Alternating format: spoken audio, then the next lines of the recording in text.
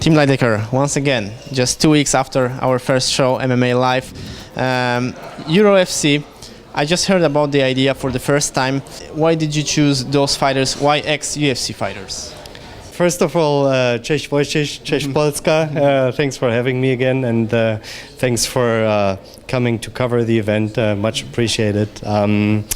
Yeah, so why did we choose former UFC fighters? Obviously for the very reason that they are already well known, they are well established within the scene. I mean, Tom Niinimäki is probably the best Finnish MMA fighter ever, if you can say that. Alan Omer is one of the best we've ever had here in Germany, and these guys are still in their prime or even entering their prime right now. So they were pretty much a no-brainer. If talent like that is available, this is exactly the type of fighter that we're looking for.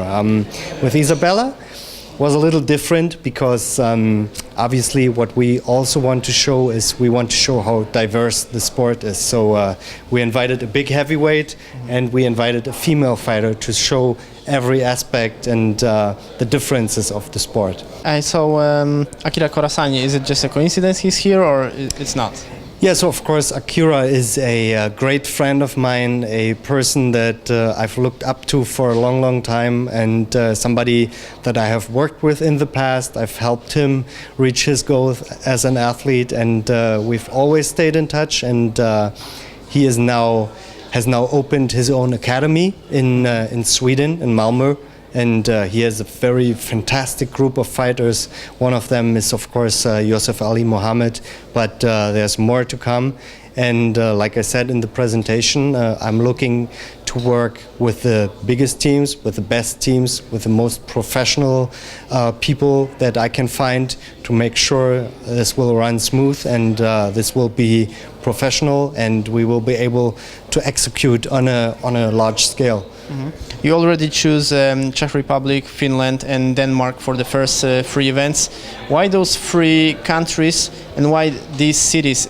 I mean, basically, I'm not the right person to comment on that. You would need to ask Jarno why he chose these as the first 3 venues. I can just say these are super interesting markets. These are markets with a lot of potential, both fan and athlete-wise. I'm very much looking forward to having these fights in each one of these countries.